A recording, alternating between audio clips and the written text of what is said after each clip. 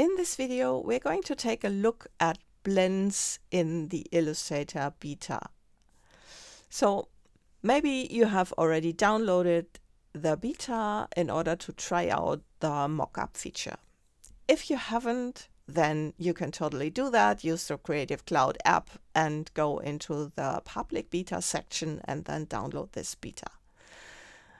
It's important when you use the beta application that you only work with copies of your files, because it's beta and things can go wrong. So do not use your original files with beta applications. That said, let's take a look at the blend, because maybe you have already discovered that. We're going to double click the blend tool, and there is an option called New Blend. And maybe you have discovered that it's turned on. This means this switch is turned on. So when creating a blend, Illustrator uses it. Let's do that. I'm going to select these two and Object Blend Make, like so. That looks quite nice. And we're going to this one for comparison. And I'm going again, Object Blend Make, but I'm using the shortcut, like so. And you see, same result.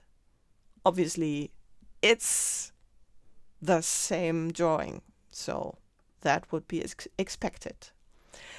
Let's go to a comparison, because this up here, well, that could be better, actually. I'm going to double click the blend tool, go to the option, and let's turn that off. So we are using the old blend now. That's not so nice. You see, obviously the blend is going wrong. So Illustrator makes a blend between this and that object. They are morphed into each other. That's wrong. So let's do it with this other blend, and I'm going to double click the blend tool, and let's turn off the new blend. And actually this looks really nice, and I think it's even better than the new blend. But why are these so wildly different, and when I use the new blend they are not? So in order to find that out, we're going to select this one and this one, and those two objects are blended into each other. So let's take a look how that looks in the layers panel.